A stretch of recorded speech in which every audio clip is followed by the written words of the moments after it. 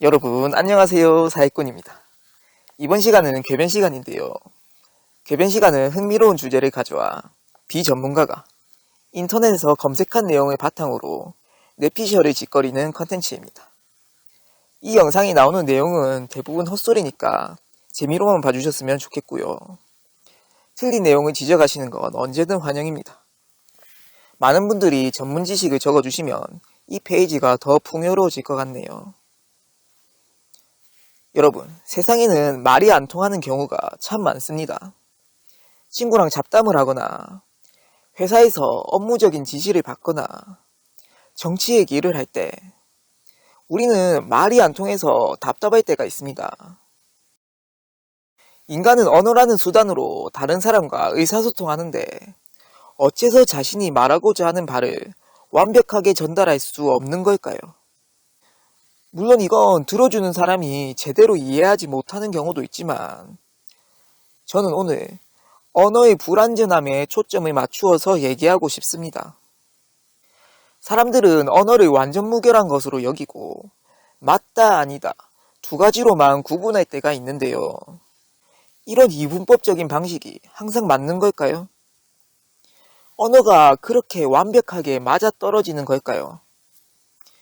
지금부터 언어가 얼마나 불완전하고 가변적이고 불투명한 경계를 지니고 있는지에 대해 얘기해 보겠습니다. 여러분들은 모두 초등학생 때 정사각형이라는 것을 배웠을 겁니다. 정사각형이란 네 변의 길이와 네 각의 크기가 같은 사각형을 의미하는데요. 사실은요, 이 세상에 정사각형이란 존재하지 않습니다. 왜냐하면 아무리 정밀하게 만들어도 진짜 정사각형과는 차이가 있기 때문입니다. 아니 그러면 네모난 상자를 이렇게 막 저렇게 막 깎아서 정밀하게 만들면 그건 정사각형 아닌가요? 그래도 아닌가요? 네, 아닙니다. 아무리 정밀하게 깎아도 정사각형은 만들 수 없어요. 왜 그런지 아시나요? 정사각형을 확대하면 이런 모양이 나오잖아요. 그러니까 이 정사각형 모양의 물체는 사실은 이런 원자들이 모여서 만들어진 거고 실제 정사각형은 아니었다는 말입니다. 물론 이 원자를 확대하다 보면 정사각형이 나올지도 모른다 라고 생각할 수도 있는데 적어도 현재까지는 완벽한 정사각형이 발견된 적 없습니다. 인류 역사상 단 한 명도 정사각형을 본 사람이 없고 그냥 우리가 상상 속에서 정사각형을 만들어서 단어로 쓰고 있는 것 뿐이죠. 빨간색도 마찬가지입니다. 우리는 지금까지 이 색깔을 보고 빨간색이라 말하고 있었지만 완벽한 빨간색은 아니에요. 픽셀 단위로 들어가서 한 점 한 점 완벽하게 빨간색을 만든다고 해도 나노 단위로 들어가서 따져보면 1나노미터까지 빨간색일 수는 없고요. 이 물체에 쏘아지는 빛의 상태에 따라 그리고 주변에 있는 공기의 상태에 따라 이 색깔을 받아들이는 내 눈의 상태에 따라 빨간색은 아주 조금이라도 변질되어 인식될 수 있습니다. 그런데도 우리가 보고 있는 색깔을 빨간색이라고 할 수 있을까요? 우리는 그저 빨간색의 유사품을 빨간색이라고 부르고 있는 것 뿐입니다. 예전에 반타블랙이라는 색깔이 나와 인류가 만든 검은색 중에 가장 검은색이라고 소개된 적이 있는데요. 이 반타블랙이 사실은 99.965%의 검은색이었거든요. 인간이 공들여 만든 색깔도 완벽한 검은색이 아닌데 어떻게 우리가 평소에 보는 색깔들이 정확하게 그 색깔들을 지칭하는 거겠어요? 우리는 색깔의 유사품들을 그 색깔이라고 부르고 있는 것 뿐입니다. 여러분, 손님이 과일 가게에 가서 사과 한 개 주세요 라고 말했습니다. 그랬더니 가게 주인이 썩은 사과 한 개를 줬습니다. 그래서 손님이 안 썩은 사과로 주셔야죠 라고 했죠. 그랬더니 이번에는 껍질이 다 깎여있는 사과를 주는 거예요. 그걸 본 손님이 황당해서 보관했다가 먹어야 하니까 안 깎인 사과로 주세요 라고 했죠. 그러니까 이번에는 주인이 제대로 된 사과를 가져왔는데 풀스윙으로 집어 던져서 줬습니다. 그래서 손님은 화가 나서 가게를 나갔습니다. 여러분, 이 이야기에서 손님이 자신의 의도를 완벽하게 전달하려면 어떻게 해야 하는 걸까요? 달고 맛있고 먹기 좋은 보통 크기의 사과를 썩지도 않고 깎지도 않고 더럽히지도 않은 상태에서 깔끔하고 구멍도 안 난 적당한 크기의 봉투에 담아 저에게 던지지 말고 가까운 거리에서 손으로 직접 전달해 주세요. 라고 말해야 하는 걸까요? 근데 사실은 이걸로도 부족해요. 달다는 말이 어느 정도로 달다는 건지, 보통 크기라는 게 어느 정도로 크다는 건지, 더럽지 않다는 게 어느 정도로 깨끗하다는 건지 정확하게 표현되는 건 아니잖아요. 근데 이제 여기까지 오면 여러분들이 이렇게 말할 겁니다. 그래, 무슨 말인지 알겠는데 그래서 뭐 어쩌라고. 그쵸? 괜히 말장난이나 하고 있고 말이죠. 근데 제가 이야기하는 건 굉장히 중요한 일입니다. 사람은 언어를 통해서 사고하기 때문에 언어 이상의 것을 보지 못하는 경우가 많거든요. 이 이야기에 나오는 과일 가게 주인처럼 언어에만 매몰되어 그 이상의 의미를 깨닫지 못하면 우리는 절대로 진리에 도달하지 못할 것입니다. 어떤 연예인 두 명이 싸워서 신문기사가 났다고 생각해 봅시다. 그러면 그 밑에는 댓글이 많이 달리겠죠. 악플도 있을 거고요. A가 잘못했네, B가 잘못했네 하면서 온갖 추측들이 난무할 것입니다.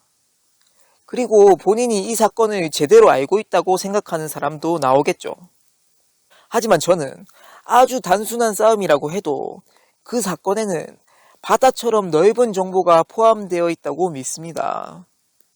우선 대중들은 이 연예인들이 싸울 때 어떤 말이 오갔는지 확실하게 모릅니다. 말한 내용을 안다고 해도 어떤 표정으로 얘기했는지 모릅니다. 어떤 말투로 말했는지, 어떤 태도로 말했는지 모릅니다. 어떤 장소에서 말했는지 모릅니다. 주변에 어떤 멤버가 있고, 어떤 관계자가 있고, 주변 사람들이 이 둘에게 어떻게 행동했는지 모릅니다. 어떤 상황인지 모릅니다. 어떤 촬영 중이고 어떤 무대를 앞두고 있는지 모릅니다. 오늘 활동이 이 연예인에게 어떤 의미가 있는지 모릅니다. 오늘 연예인의 컨디션이 어떻고 건강 상태가 어떻고 어떤 스케줄을 소화한 상태에서 여기 있는지 모릅니다. 둘이 어떤 사이인지 모릅니다. 평소에 어떤 말이 오갔으며 어떤 관계인지 모릅니다.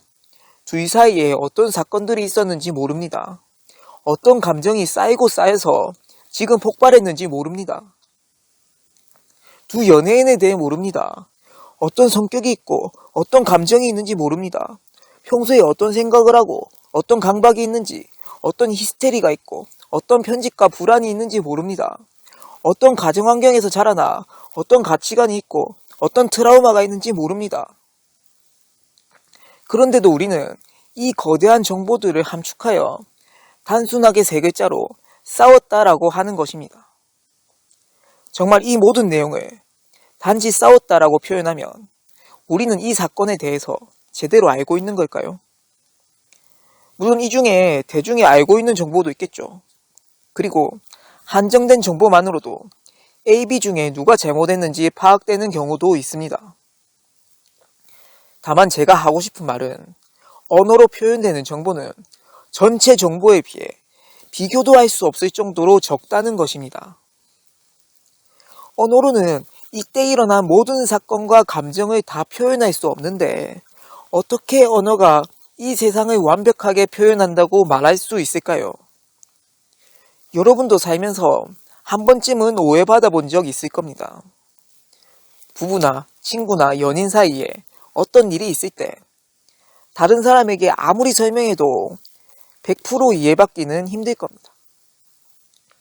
나의 경험과 감정을 100% 전달하기 어려운 이유는 언어로 세상을 표현하는 것에 한계가 있기 때문입니다. 여러분, 연인끼리 싸우다 보면 이런 말을 할 수도 있습니다. 말을 왜 그렇게 해? 아니면 사귀는 사이면 이렇게 해야 되는 거 아니야? 아니면 너 나 이러려고 만나? 이럴 거면 헤어져! 죄송합니다.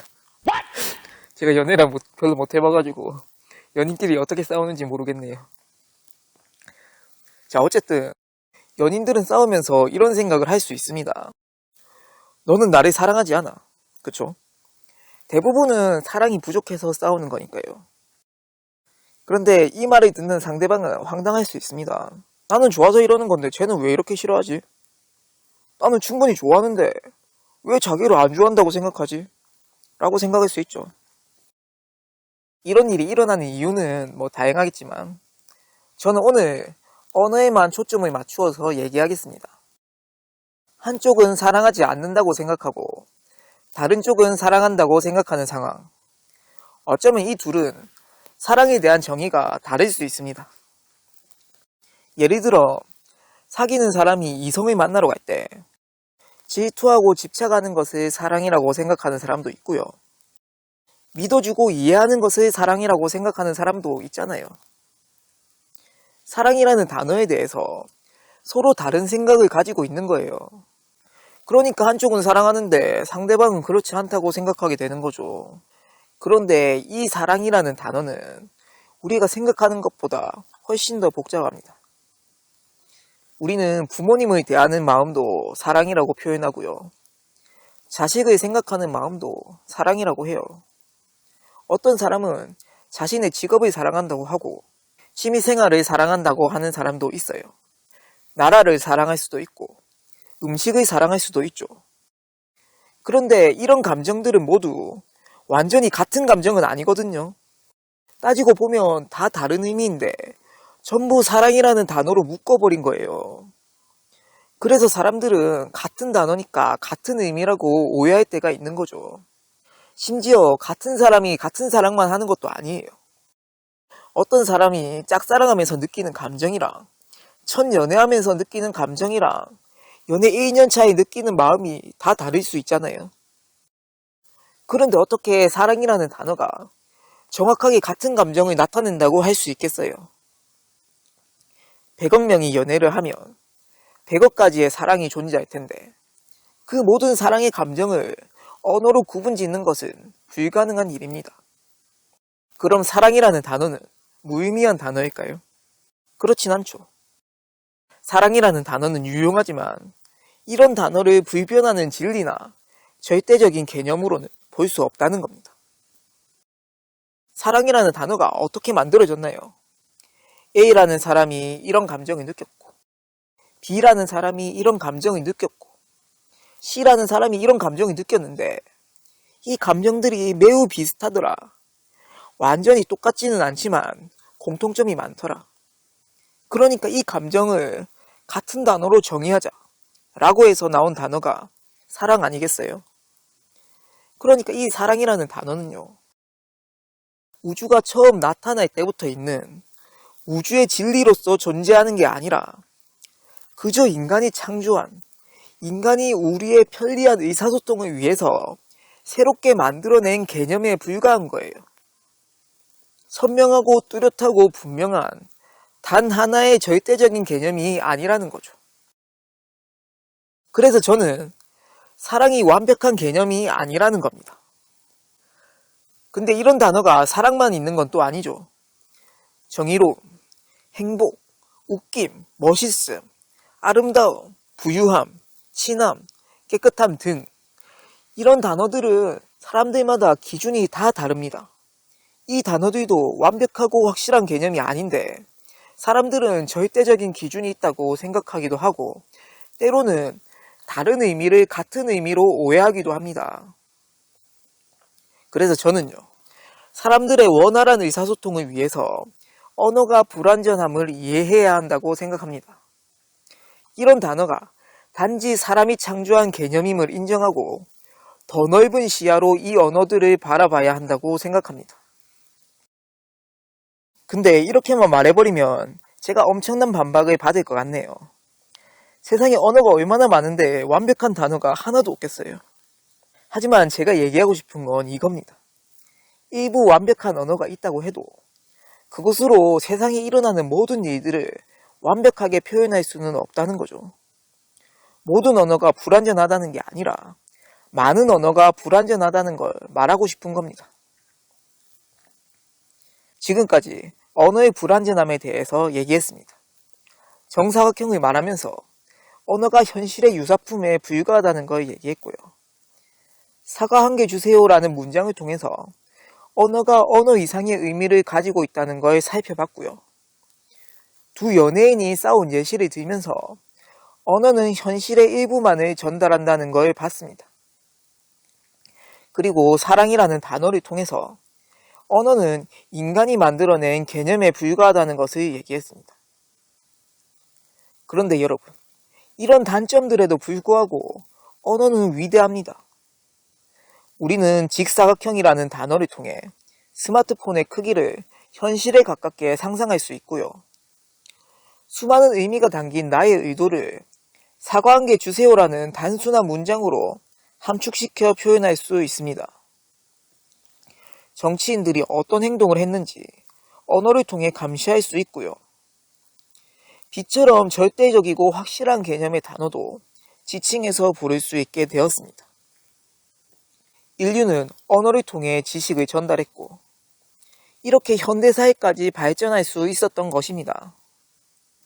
그리고 우리는요, 지금의 현대사회보다 더 나아지기 위해 언어의 불완전함을 이해해야 합니다. 언어의 장점 때문에 이만큼 발전했지만 언어의 한계 때문에 이 이상 소통하고 있지 못하고 있다는 겁니다. 언어의 틀을 깨부수고 우리가 언어 이상의 것을 상상하고 언어 이상의 소통을 하게 됐을 때 인간 사회는 더 통합되고 더 성숙해지고 더 큰 진리로 다가설 수 있는 게 아닐까요? 여기까지가 제 뇌피셜이었고요. 다시 말씀드리지만 이 영상은 제 개인적인 의견일 뿐이니 재미로만 봐주시기 바랍니다. 하고 싶은 얘기가 많아서 영상이 길어졌는데 제 의도가 제대로 전달됐을지 모르겠네요. 결국 이 영상도 언어로 만들어졌으니 말이죠. 언어의 한계에 대해서는 앞으로 다른 영상들에서도 계속해서 얘기하면서 보충해 나가겠습니다. 오늘 영상도 봐주셔서 감사하고요. 다음에는 더 재밌고 흥미로운 영상으로 찾아오겠습니다. 그럼 안녕.